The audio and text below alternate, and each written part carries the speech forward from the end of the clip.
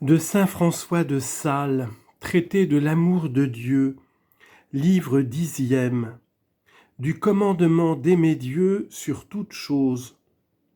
Chapitre 1er, de la douceur du commandement que Dieu nous a fait de l'aimer sur toute chose. L'homme est la perfection de l'univers, l'esprit est la perfection de l'homme, l'amour celle de l'esprit, et la charité celle de l'amour. C'est pourquoi l'amour de Dieu est la fin, la perfection et l'excellence de l'univers. En cela, Théotime, consiste la grandeur et primauté du commandement de l'amour divin, que le Sauveur nomme le premier et le très grand commandement. Matthieu 22, 38. Ce commandement est comme un soleil qui donne le lustre et la dignité à toutes les lois sacrées, à toutes les ordonnances divines et à toutes les saintes écritures. Tout est fait pour ce céleste amour et tout se rapporte à lui. De l'arbre sacré de ce commandement dépendent tous les conseils, exhortations, inspirations et les autres commandements comme ses fleurs et la vie éternelle comme son fruit. Et tout ce qui ne tend point à l'amour éternel tend à la mort éternelle. Grand commandement, duquel la parfaite pratique dure en la vie éternelle, mais n'est autre chose que la vie éternelle. Mais voyez, Théotime, combien cette loi d'amour est aimable. Ah, Seigneur Dieu, ne suffisait-il pas qu'il vous plût de nous permettre ce divin amour, comme Laban permit celui de Rachel à Jacob, Genèse 19, 19. Sans qu'il vous plût encore de nous y semondre par exhortation, de nous y pousser par vos commandements. Mais non, bonté divine, afin que ni votre grandeur, ni notre bassesse, ni prétexte quelconque ne nous retardât de vous aimer, vous nous le commandez. Le pauvre Appel, ne se pouvant garder d'aimer, n'osait toutefois aimer la belle Compapée, parce qu'elle appartenait au grand Alexandre. Mais quand il eut congé de l'aimer, combien s'en estima-t-il obligé à celui qui le lui permettait? Il ne savait s'il devait plus aimer ou cette belle Compapée qu'un si grand empereur lui avait quitté, ou ce grand empereur qui lui avait quitté une si belle Compapée. Ô vrai Dieu, si nous le savions entendre, mon cher Théotime, quelle obligation aurions-nous à ce souverain bien qui non seulement nous permet, mais nous commande de l'aimer. Hélas, ô Dieu, je ne sais pas si je dois plus aimer votre infinie beauté qu'une si divine bonté m'ordonne d'aimer, ou votre divine bonté qui m'ordonne d'aimer une si très infinie beauté.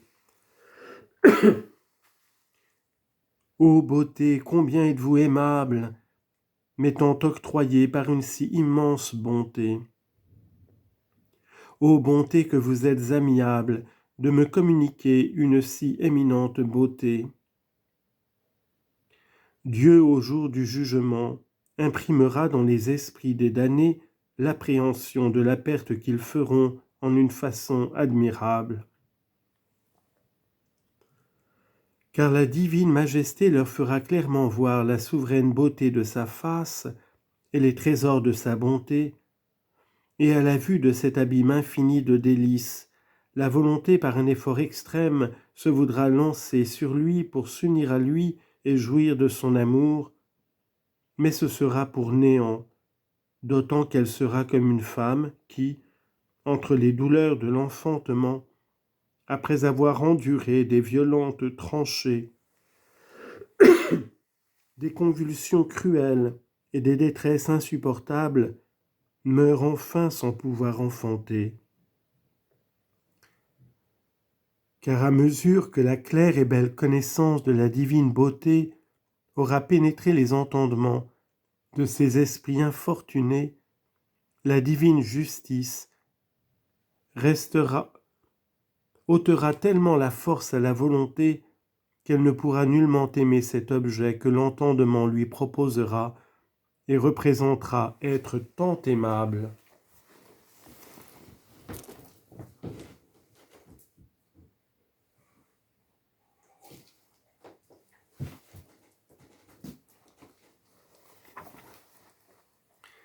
Et cette vue, qui devait engendrer un si grand amour en la volonté, en lieu de cela y fera naître une tristesse infinie, laquelle sera rendue éternelle par la souvenance qui demeurera à jamais en ces âmes perdues de la souveraine beauté qu'ils auront vue. Souvenance stérile de tout bien, mais fertile de travaux, de peines, de tourments et de désespoirs immortels, d'autant quand la volonté se trouvera tout ensemble, une impossibilité, mais une effroyable et éternelle aversion et répugnance d'aimer, cette tant désirable excellence, si que les misérables damnés demeureront à jamais, en une rage désespérée, de savoir une perfection si souverainement aimable, sans en pouvoir jamais avoir, ni la jouissance ni l'amour, parce que tandis qu'ils l'ont pu aimer, ils n'ont pas voulu. Ils brûleront d'une soif d'autant plus violente que le souvenir de cette source des eaux de la vie éternelle aiguisera leurs ardeurs. Ils mourront immortellement comme des chiens, d'une faim d'autant plus véhémente que leur mémoire en affinera l'insatiable cruauté par le souvenir du festin duquel ils auront été privés. Car alors, frémissant de rage, le pervers tout sec deviendra, mais quoique brasse en son courage, le méchant tout lui défaudra. Psaume 111, verset 10. Certes, je ne voudrais pas assurer que cette vue de la beauté de Dieu que les malheureux auront comme en Éloise et à guise d'un éclair doivent être de même clarté que celle des bienheureux, mais elle sera pourtant si claire qu'ils verront le Fils de l'homme en sa majesté. Ils verront celui qu'ils ont percé. Jean, chapitre 19, verset 37. Et par la vue de cette gloire connaîtront la grandeur de leur perte. Oh, si Dieu avait défendu à l'homme de l'aimer, que de regrets dans les âmes généreuses, que ne ferait-elle pas pour en obtenir la permission ? David entra au hasard d'un combat extrêmement rude pour avoir la fille du roi. 1 Roi 18, 27. Et qu'est-ce que ne fit pas Jacob pour pouvoir épouser Rachel ? Genèse 29, 18. Et le prince Sichem pour avoir Dina en mariage. Genèse chapitre 34, verset 11. Les damnés s'estimeraient bienheureux s'ils pensaient de pouvoir quelquefois aimer Dieu, et les bienheureux s'estimeraient damnés s'ils croyaient de pouvoir être une fois privés de cet amour sacré.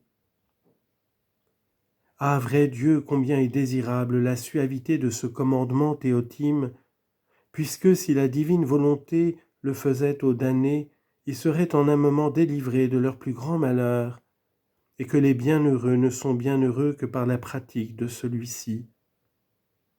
Ô amour céleste, que vous êtes aimable à nos âmes, et que bénie soit à jamais la bonté, laquelle nous commande avec tant de soin qu'on l'aime, quoique son amour soit si désirable et nécessaire à notre bonheur, que sans lui, nous ne puissions être que malheureux.